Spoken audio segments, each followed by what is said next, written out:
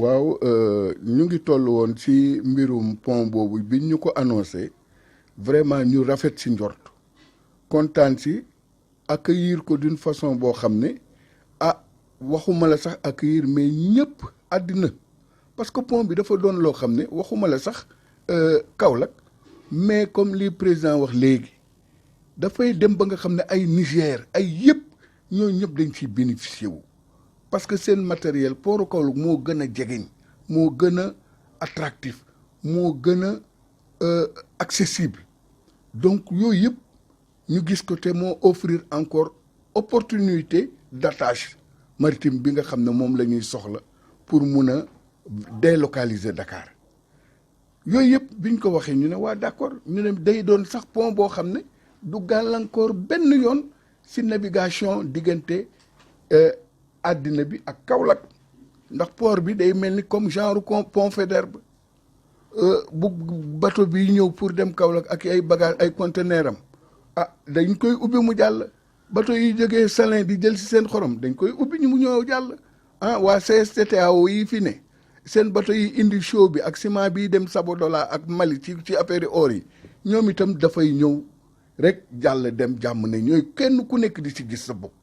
loolu kon mooy koom bi dañ ko waxuma la koom Kaolack mais dañ koy doubler ci pôle région bi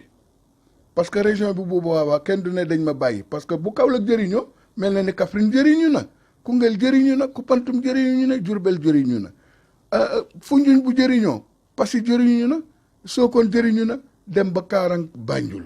jàll dem Casamance yooyu yëpp mu doon facteur yoo xam ne ñëpp a ko rafetlu amu ci kenn koo xam ne yeewu woon nga ci jamono yooyu di am xel mu ñaaw ci liggéey bi wala naan nangam ak nangam mais da nga naan lii daal ñu ngi ñaanal ñii sumb liggéey bi ñu àgg si ak jàmm ba nga xam ne waxuma la ñun ñi toog nii di wax sax mais suñuy sët ak suñuy sëtaat au moins dund loo xam ne day yomb parce que àddina bi nag ñun mënuñoo dund lu neex suñu sët yi dund lu naqadi bien que li ñoom waa fi ñu nee nañ li ngeen di xeex nii xeexoo leen sax affaire port bi mais pont bi ci boppam moo mel ne moo leen neexul quoi moo neexul Kaolack non ñoom ñay wax loolu dañoo gisul dara dañoo peut-être man de pour man sax ba léegi baat boobu déggaguma ko parce que waa Foundiougne seen bopp ñoo la gën a xam ne pont bi nga xam ne dafay ñëw jàll dem Foundiougne bu neexul waa Kaolack lan moo leen war a neex ñun waa Kaolack waxuñu loolu de waa Kaolack dañu ne dañoo rafetlu pont bi mais na doon pont boo xam ne du gàllankoor yoon bi loolu defe naa ne iñaane nit nekku ci wala bañ nit nekku ci lii yàlla na am ak jàmm mais bu amee aussi bu mu am benn gàllankoor sama diggante ak fa ma doon aw di dem ak démb ak barki démb loolu nit ñi ñooy interprète dañu bëgg a jaxase nit ñi mais ñay liggéey pont bi coow li fu mu munti amee wax fu mu munti amee ñun ñoom lañ koy imputer parce que lu day ni Ageroute mu am ay ingénieurs des ponts et chaussées des personnalités esqualité ñu créer leen agence nga xam ne structure d'exception la état buy demee ba ne lii agence la rek na nga xam ne structure d'exception la des hommes de qualité des hommes de valeur des hommes aguerris des hommes expérimentés la ñuy jox agence pour que ñuy conduire des chantiers déterminant un point défini loolu buñ ko yëkkatee jox ko ñooñu ne leen demee leen tabax pont ñoom étude de faisabilité ba kan moo ko war a def lu dul ingénieur ya wala président lañ bëgg mu dikk di leen nattal di leen métaral président du ko def président xalaatam mooy feenee war naa am pont na ngeen fa def pont moyen yaa ngi nii yéen a koy liggéey yéenay xool pont bi ci anam yan lañ ko war a defee ñu jël ministre bi jox ko ministre bi jël ay nitam jox leen ko ñooñu ñoo bëgg a jaxase nit ñi waa anam navigation bi xam nañ ne navigation bi canal bi nii la aw fii ak fii la am pont bi ñuy def war nañu waxtaan ba nga xam ne pont bii ngeen di def kat ndax am na bateau yu jógee fii war a jàll beneen wàll ba kon nañu def de sorte que ñay jógee fii di dem fee bu ñu am benn problème ci pont bi loolu mooy wax ji mais bu ñu jël population Foundiougne naan leen waa Kaolack dañ leen iñaane waa Kaolack mënuñoo iñaane Foundiougne waa Kaolack mënuñoo iñaane Fatick ñoo bokk ndey ñoo bokk baay ba àddina bi sosoo ba léegi ña dëkk Foundiougne ak ñi dëkk Kaolack ak ñi dëkk Fatick ñëpp benn xeet lañ ba ay mbokk lañ. plan d'action bi léegi. Plan d'action bi mooy que ne ñu ngi préparé wu comme li mu la wax ñun mënuñu lu alerter nañ aviser nañ les jeunes ñu ngi mobiliser wu parce que bañ ko waxee sax bëri na xale yoo xam ne dañuy jóg ne dañuy def lii dañoo ñëwee déedéet nañ leen toog ba ñëpp couche yi nga xam ne parce que yëf yi dootul yëfu benn nit du yëfu amical bi rek mais yëfu waa Kaolack yëpp la quel que soit le couche wala fa nga appartenir mais d'abord il faudrait que ñu prioriser le fait d'être Kaolackois d'être doomu Kaolack moo tax xeex bi amul kenn kuñ ci bàyyi ci gannaaw am na ñuy tendance rek naan ñu waaye yéen politiciens yi da ngeen leen bàyyi gannaaw déedéet politiciens yi lañ gën a yaakaar nañ leen de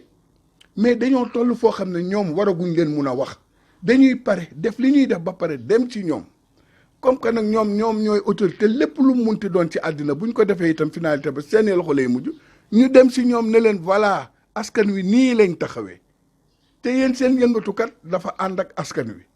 yéen bu ngeen ci jotee ngeen dem jottali ko kilifa yi nga xam ne yéen a bokk fu ngeen di rootee teen ya ngeen di rootee ngeen ne kilifa gi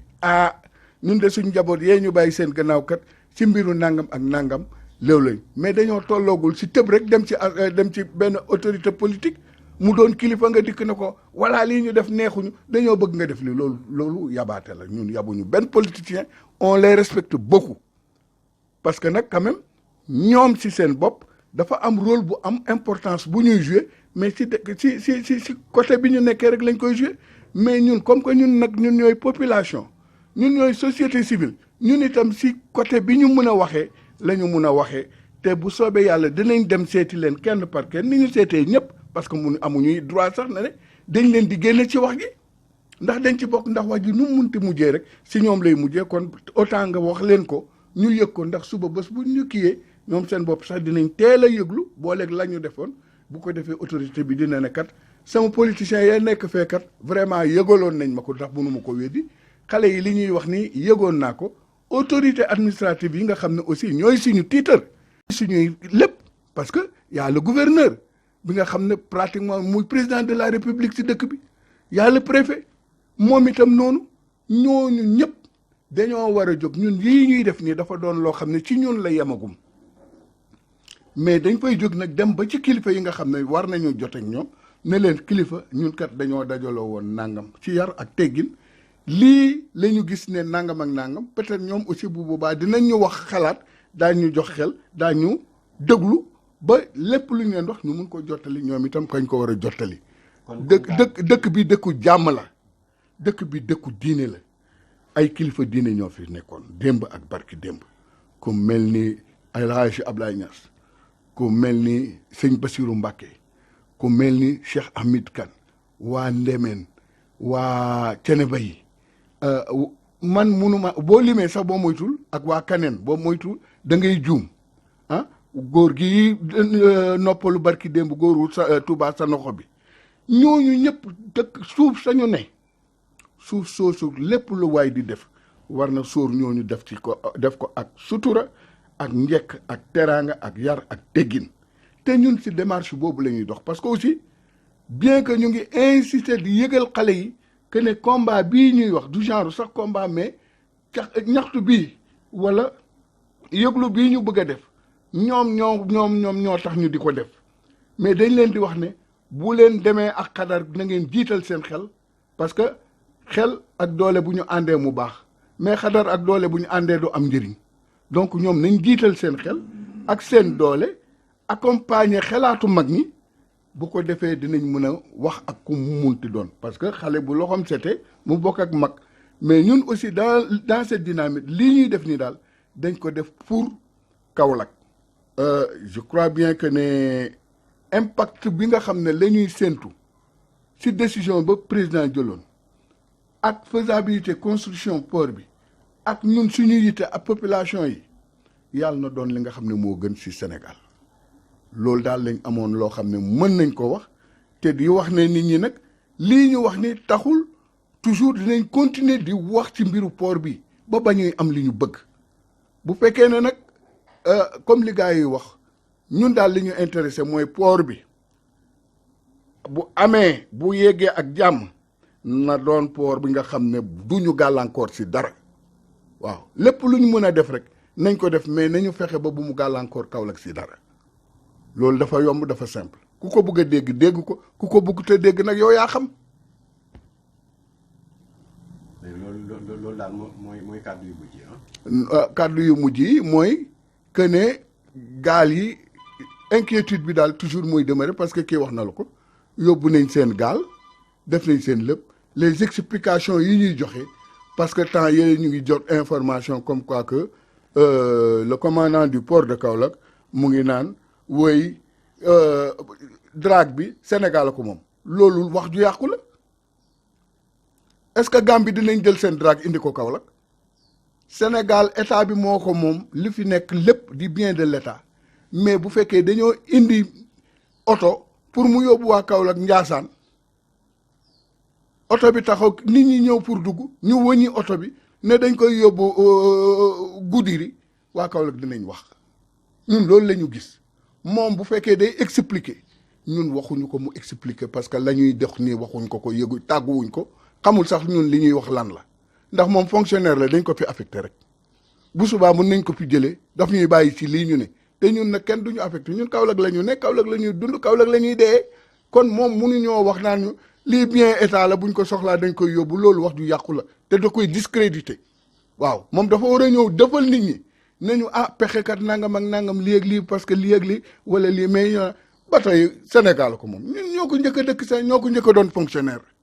dafa war a leer daal ñoo ko gën a doon njëkk a doon fonctionnaire retraité mu doog a dugg ndaw la mënuñoo wax loo xam ne gëm nañ ko ci biir mbir parce que ba ñuy wax mbir mi booba xalaatugul la ñëw Kaolack kon moom mënuñ ci wax dara loo xam ne lu ñuy kii la lu dul dem naa dégg naa ne li ñuy def kat peut-être daañ trouver ici te xam nañ ne loolu àggul ci sphère boobu ñi ci war a wax ñu ngi ciy dox ñu ngi am yaakaar et nous attendons beaucoup de la jeunesse nañu dal nañu ànd ak xel nañu ànd ak seen kii xam ne le combat va continuer d'une façon ou d'une autre parce qu'on va pas baisser les bras. ni ko président waxe déroulé na plan d'action waaye plan d'action bi fan lay mujj ci forum parce que ñun bëgguñu wax loo xam ne dañuy koy yàkkamti dañuy waxtaan ci suñu biir ñun am nañ suñu point de vue xëy na état bi am na point de vue am ñi ne Kaolack itam opérateur économique am na seen point de vue population am na seen point moo tax dañ ne woon dañ woote benn forum bu mag nañ defoon ci université ba waxtaan suñu biir ba génne document ba wax ne façon université bi lañ bëgg noonu lañ bëgg ci port bi incha allah dinañ def forum boo xam ne incha allah dinañ ci woo gouvernement bi ministre de l'économie dina ñëw de l'économie maritime directeur Adam directeur COSEC ñi yore mbiru port yëpp incha allah dinañ leen ci woo waaye autorités locales yi ñoom ñëpp dina ñëw dañ woo présidente conseil économique dinañ woo présidente au conseil dinañ woo itam incha allah président conseil départemental ñetti régions yi yëpp Kaffrine Fatick Kaolack président conseil chambre de commerce ñetti régions yi président chambre des métiers ñetti régions yi waaye dinañ woo itam maire yi ci littoral bi yëpp incha allah ñooñu ñooy état bi pratiquement waaye population yi amicale bi dina ànd ak ñi mu war a àndal ñëpp ci population yi bu ko defee bu boobaa ñee bu ñu waxee li tax lii am ñun ñu wax liñ jaaxal bu ñu waxtaanee xëy na yoon dina feeñ ñun dañoo bëgg bu boobaa forum bi daal di àtte waxtaan lay doon boo xam ne la cay jur mooy fan la ñu war a teg suñu tànk bu boobaa nag plan d'action bi ñu daal di def suivi bi nag xool nag fan la ñuy jëm bu dee dañuy jàkkaarloo bu boobaa ko jaree ñu jàkkaarloo bu dee dañuy wéer ngàndaay ndax liñ bëgg jàmm la boobaa ñu wéer ngàndaay ñun jóguñu pour xeex ak kenn liñ bëgg rek mooy port bi daal na nekk port boo xam ne dañ koy defaraat ngir njariñu Saalum lii rek mooñ tax a jóg bon nag ngeen bàyyi xel ci forum bi bu boobaa kuñ ci wax ak kilifa diine yi nag ñoom ñëpp bëgg nañ bu waa ñoo leen parole ñu joxe seen xalaat forum bi daal li ñuy séentu nañ ko préparer incha allah bu ñu paree nag fekk ñi ngi mobiliser bu boobaa nag ku ñu woo nag nga génn nag xam ne nag jóg jot na lii daal lañ doon tëjee waxtaan wi di gërëm président wax dëgg yàlla taxawaay bi rafet na ndax moom boo gisee ñu jiital ko sunu rakk la waaye dafa xam yoon ci wàllu port bi am jaar yu bëri yum ci am ak fit nag ak bëgg Kaolack mu wane ko ci biir moo tax ñu jiital ko doylu ko nag biir ak biti waaye ñi ngi gërëm ñëpp nag na ko ñëpp jàppale ñun ñëpp ñu topp ci ginnaawam ànd ngir njariñu Kaolack ñi ngi gërëm nag yéen ñi nga xam ne yéenay xamle xabaar yi ba population yi mën cee jot na ci ñëpp jot rek incha allah yaakaar naa port bi port yu ñëpp la te ñëpp nañ ci taxaw wasalaamualeykum wa rahmatullah